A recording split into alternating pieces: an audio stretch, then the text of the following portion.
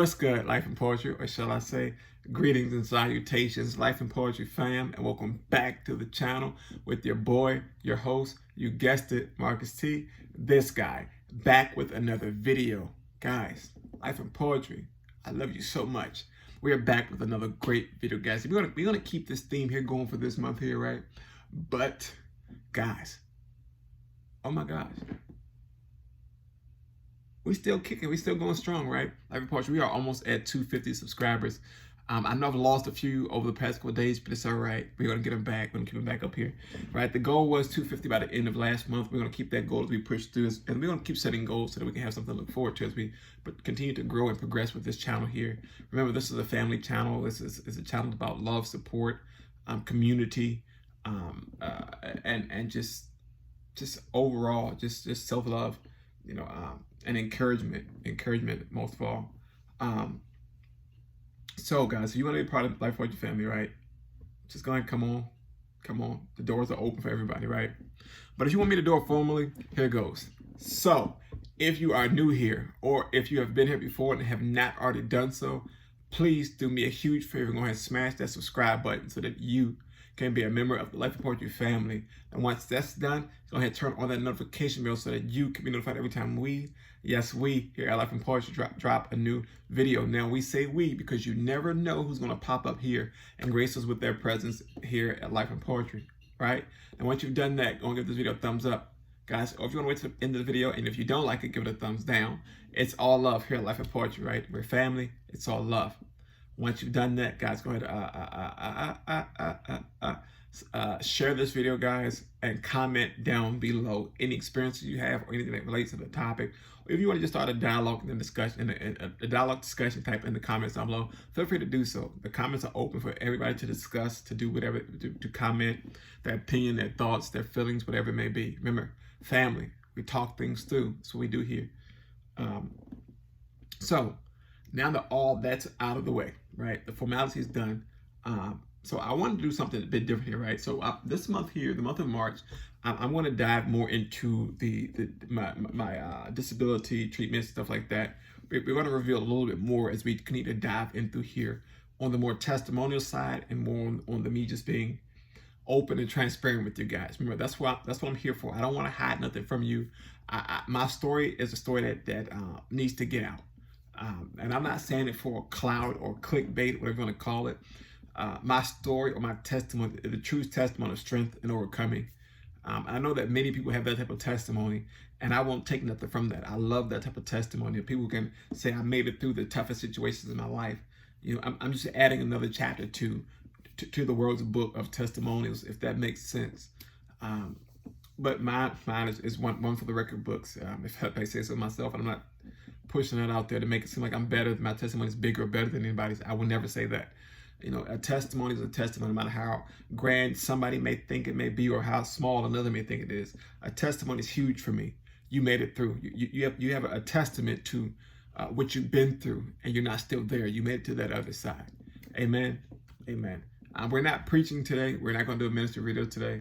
But yeah, so this month here, we're going to dive more into that.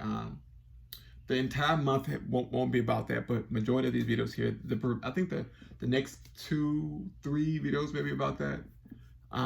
3, maybe 4 videos will be about the treatment, the diagnosis, and some other things, right? But especially today's video, right? Today's video, I want to talk about some of the most common asked questions and statements people ask me or say to me when they see me, whether it be stranger, friend, family, whoever it may be, right? And I want to do this here because this is interesting here. If you know me, I have no problem telling you what's going on with me. But what I don't like is when you stare and I hear you mumble as I'm walking past, as you're walking past. I don't like that. I'm open, I'm transparent. Even if you don't know me, you don't know that because you don't know me, but guess what? I prefer you to either not say something or not stare. I'm not on show, I'm not on display. I'm not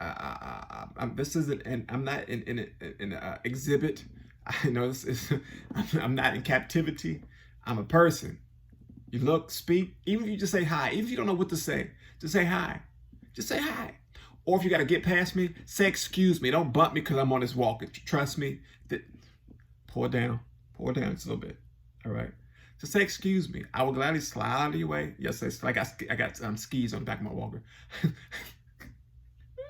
I would definitely slide out of your way, right? It's not a hassle, not a problem, right? But so yeah, I want to jump into these questions, right? Questions and statements that people say when they either see me or say to me or say to somebody else about me, right? Now, some of these I find to be really interesting. Sometimes it can be irritating. Sometimes people really just want to know what's going on, right? So these, I came up with these, and there are a lot of statements and questions people ask when they see me, either meet me for the first time, or even my family when they first found out I was sick, or friends, whatever. They want to know. I got that. But sometimes it does get irritable just a little bit, because like you get tired of answering the same question. Sometimes you want to be like, look, I'm still a person. I'm still me. It's just in addition to me, which is the cane, which is here, or the walker, which is over there in the other corner, right? My sidekick is always with me, right? Listen, come here. When I'm in the house, I stick with the cane. Right? I stick with my cane when I'm in the house. I'm trying to transition, making a transition, right?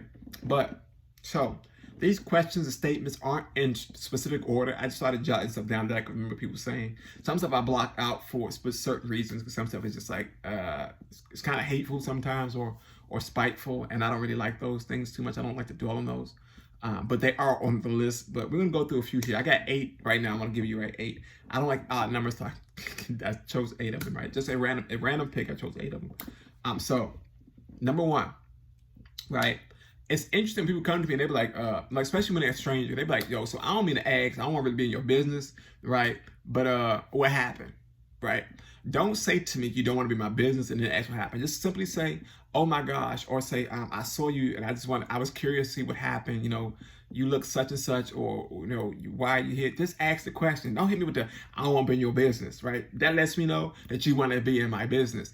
It's fine. I'm transparent. I will gladly tell you. I will freely tell you that I got sick a few years back. The sickness took part, you know, pretty much took over my body, and I lost mobility in the lower half of my body. I will tell you as clear as that, right? You ain't gonna hit me with the beat around the bush. Just hit me straight. You know, shoot from the hip sometime with me, right? Question number 2. Now, if this offends you, forgive me. I really don't care if this offends you. I'm gonna tell you why. This is not me being rude. Remember, this is me. I'm dealing with this here. So this is how I receive these questions. This is how I take them in. Sometimes, you know, again, it's when you've been dealing with this for as long as I have, in the age I am, in the mindset I am at times, if somebody asks you that same question all the time, you will feel the same way. Trust me, you will. Especially when they beat around the bush when asking the question. Just give it to me. Ask the question, right? So the second one I got here is this is pretty much a statement. People don't really ask this question. People really don't really say this here and respect an answer. They say it just to say it.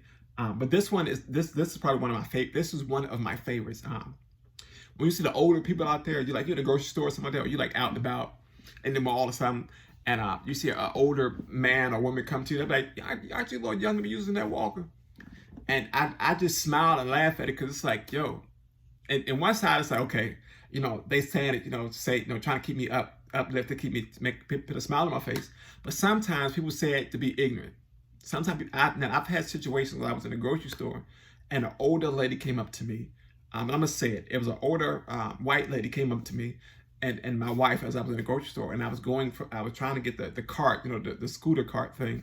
Because in the stores, I can't do too much. I really not do too much walking. If my legs start to hurt, and you got to sit down or just stop, and that takes up more time. So I was coming through the doors, and she saw us, and she stopped and was like, "Aren't you too young to be on that walker?" And it hit me, and I was like, "Okay, one, is there an age limit on being disabled?" I didn't think there was. And some people might say she was just saying it to say it. No, she said it with malice. She saw me walk in the door, and she stopped intentionally to say it. It wasn't a smile on her face, and she had if you'd have been there, Life in Poetry, she had the most irritable look on her face, like you on the walker, like you young, like it really hit me at a point. And when I was like, I smiled, and I said something, you know, polite, and she walked away and mumbled under her breath, but she didn't think I heard her, or rather, she didn't think that nobody heard her, and it caught me laughing. I was like, really, like, does me being on my walker really offend you that much? And all too often, I find myself in situations where somebody looks at me and they just either look at me with despair, or they just like look me up and down, like they try to size me up, like I did something to them. I don't like that. But no, to answer the question, I am not too young to be on the walker. There is no age limit. There is no restriction on a disability. You can't control some things that happen to you in life. If it happens, it happens. You got to take it with stride. You got to adapt to it, and work from there. So I'm 28 years old. I'll be 29 this year, and I've been on the walker since 2000 and it was 16, 17, about 4 or 5 years now. I'm not ashamed of it. I don't like it most of the time, but it's a part of me now, right? So and this one here, right? So we're gonna get past, because I'm getting worked up on that one, because that lady really had me left a little bit. And then when I got in that scooter cart, she was like, "You don't need that," and she was just she hit with the head bob, and I'm like, luckily, my wife is a protector. When she saw it, and I try my best to stay calm, because I know people are gonna be people. They got stuff to say. That's what they do. But my wife pretty much put her in check.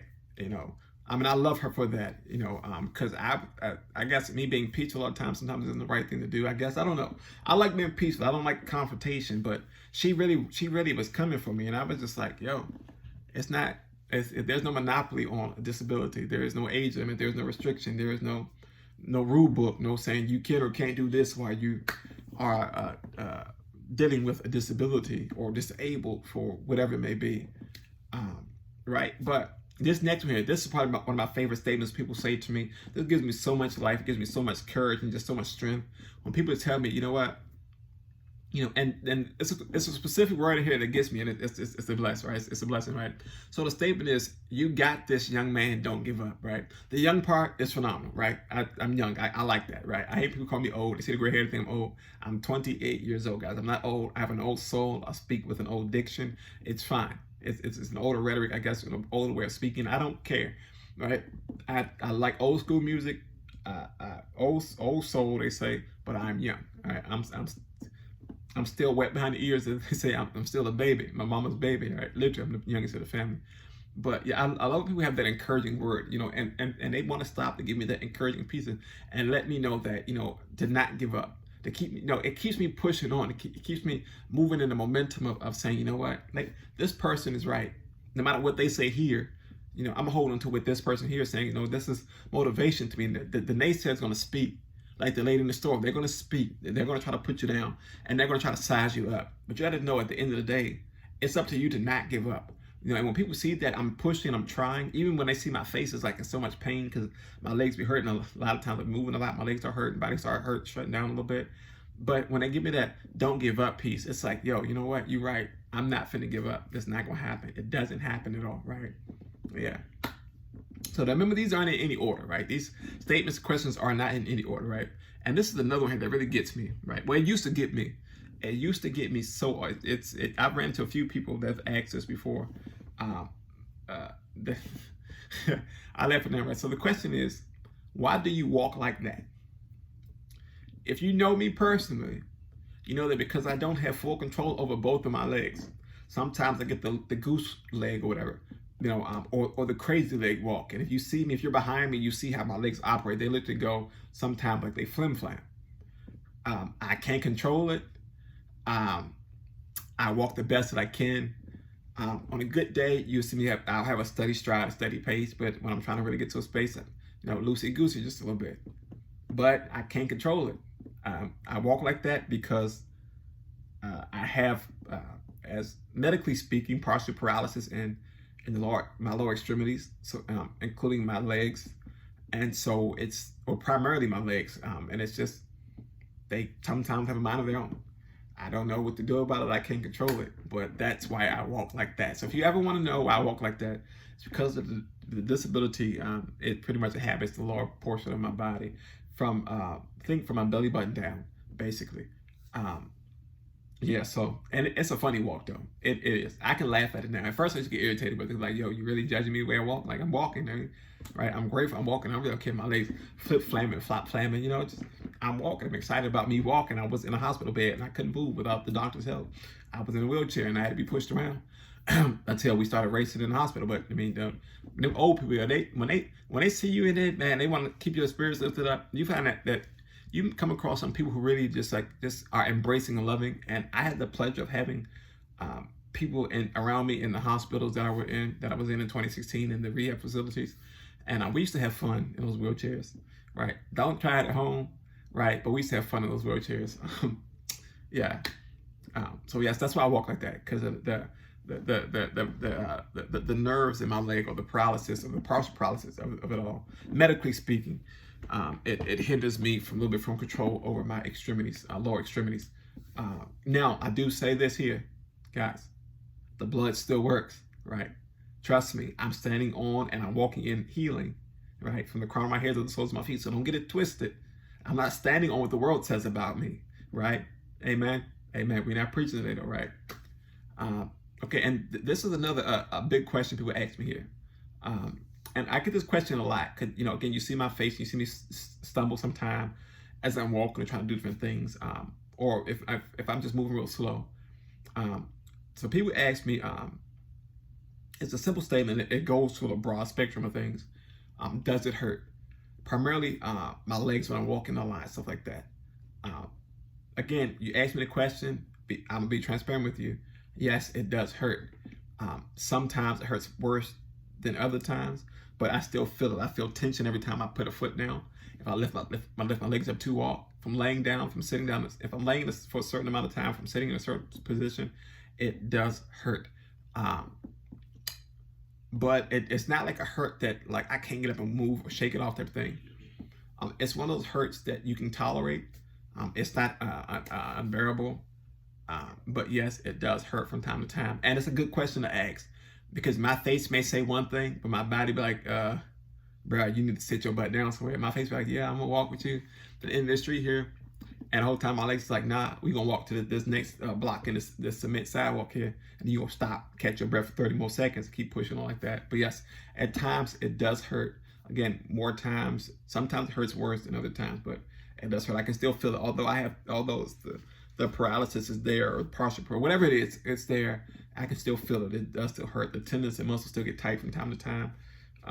Joints start hurting and stuff like that, as well as my back, because the way I walk now, it puts a lot of pressure on my lower back, with posture and things like that. So yes, it does hurt, right? Another question people ask me: have I ever thought about physical therapy? Most people know I do my own PT or physical therapy at home by myself, or with my wife, or with my sister, whoever wants to come work out with me at the time, or my battle buddies who can't be with me right now because one of them is at a duty assignment and another one has been working nonstop. I'm so proud of them both. I'm so proud of all of them who come and help me with this here. But yes, I've been through physical therapy before. I had a therapist. Wow, I had two therapists. Well, no, was it 2, 3, 4 while I was in the facilities, in the physical facilities, the rehab facilities. 2 in both facilities, a physical therapist and an occupational therapist. And when I came home the first time, there was a therapist who came home with me, and she would come. I think it was twice a week. She would come with me to help me, transition back from off of that the wheelchair to get to the walk and stuff like that, until I was able to do what I need to do on my own. So yes, I have thought about going back to physical therapy. It's not something I really want to do. I don't like the structure of it all. I love the resources. I love the planning and stuff like that. But the structure when it comes to physical therapy is like, just get me to that point. I guess it's a mindset thing, but I just want to get to that point of me saying, look, you know what? I can implement this here on my own. Just give me the tools I need to get there.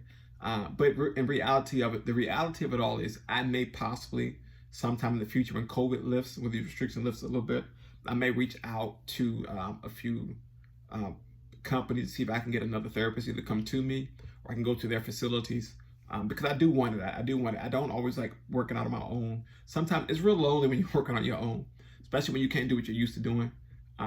Like I'm used to going on a good run, either before my workout, after my workout, or implement my workouts in between my run. And because I can't do that, everything has to be stationary, it has to be at home, no machines, stuff like that. But I don't know. I may go back to it. I don't know yet.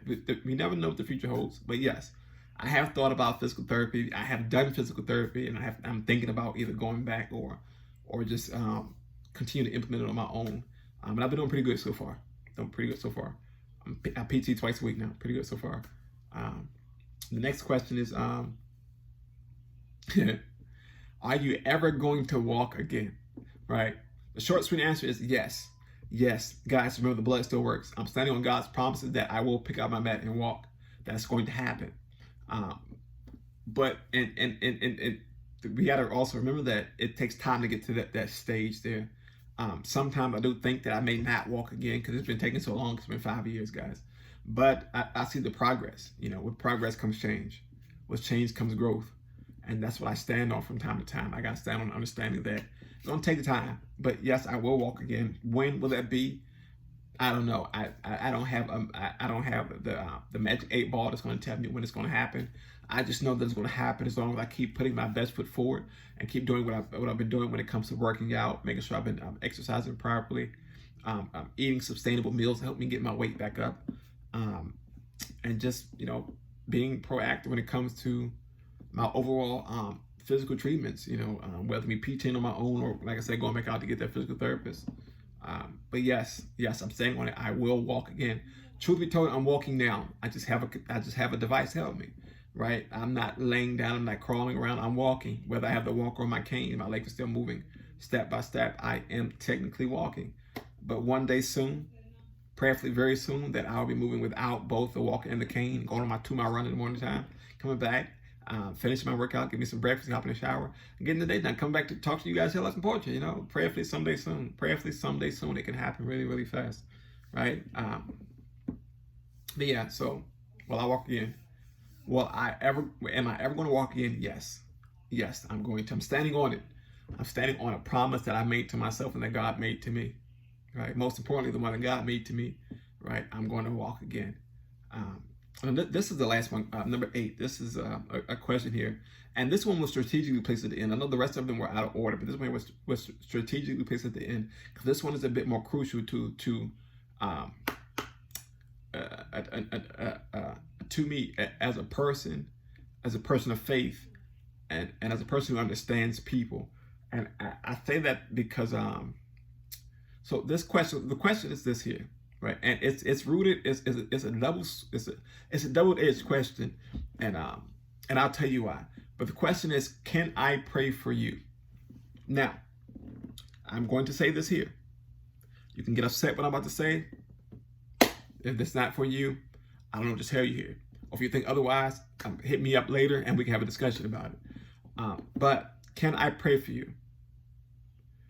Now, I know that everybody isn't in your corner. I know that everybody doesn't want the best for you. I also know that if my discernment doesn't line up and say, you know what, this person is having the best of intentions, then no, you cannot pray for me. I don't let everybody pray for me because I don't know where everybody's been. I don't know what everybody's mindset is. I don't know what everybody's intentions are, right? So if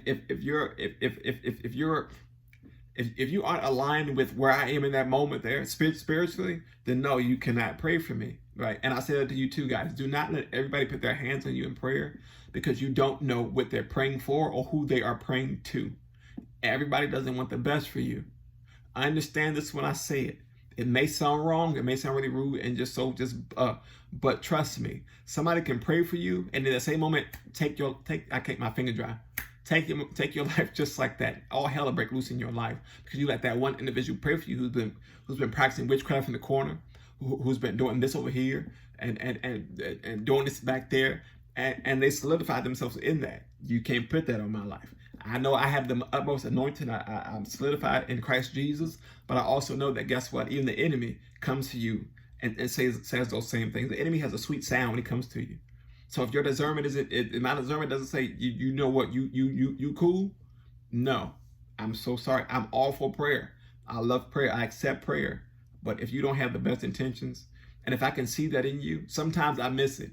And God will tell me later, like, you know what, it's time for you to go in prayer now. But most of the time, the person is a person of great intention, and I will allow them to pray for me. But I have to be careful with that one there, especially with where I'm going with this here, what God has been doing in my life when it comes to my healing, my personal healing here. I can't let everybody touch that, and that goes for ministers and pastors alike. Everybody don't want the best for you, boy. So, and I've ran into a few leaders in the church who don't want the best for their people, But yeah, you got to be careful with that one there. But that one that's a hard one for me there to say in the moment. Well, you know what? Or know how to navigate around the question, navigate around the situation, and pull yourself out. It's hard, but sometimes it has to be done. But yeah, guys. So those are the eight statements and questions I came up with so far. If you guys want more of these here, let me know, guys. Comment down below or hit me on Instagram. My link for Instagram is in my description down below. Or if you have questions yourself, you want to ask me about anything about my disability, about my treatment, or my diagnosis, feel free to comment down below, and I will respond to you either in another video or in the comments down below, or just message me on Instagram, and we can have a discussion in there. Or if you want to be on the discussion of Marcus T segments here, let me know. We can talk about it there, in real time. If that's something you want to do, let me know. We can make that happen. But as for poetry, if you see me in the streets, please don't stare without speaking. Don't be afraid to ask me the questions. If it's something that I want to answer, I will kindly let you know. This is a little bit too indulged, but I'll give you some. I will definitely give you something. Some things are still a little bit personal that I haven't got the courage enough just yet to actually give to people. But for the most part, I'm as transparent as I can be. As my spirit will allow me to be. Because again, everything you tell everybody ain't for you, right? You tell somebody one thing, they boom, it's a lot. But yeah, so questions, statements about my disability, guys. I hope you liked this video here. This was fun for me to do. It was hard for me to come up with though, because again, I don't want to offend nobody, but at the same time, sometimes you got to be as just blunt and transparent as possible when it comes to these things here. But Life in Poetry, guys, it's been great as always, guys. Don't forget to subscribe to the channel, like this video, comment down below, and share these videos, guys, so we can grow the channel. Let's grow Life in Poetry like never before. Let's grow them like really fast. Let's grow really fast, right?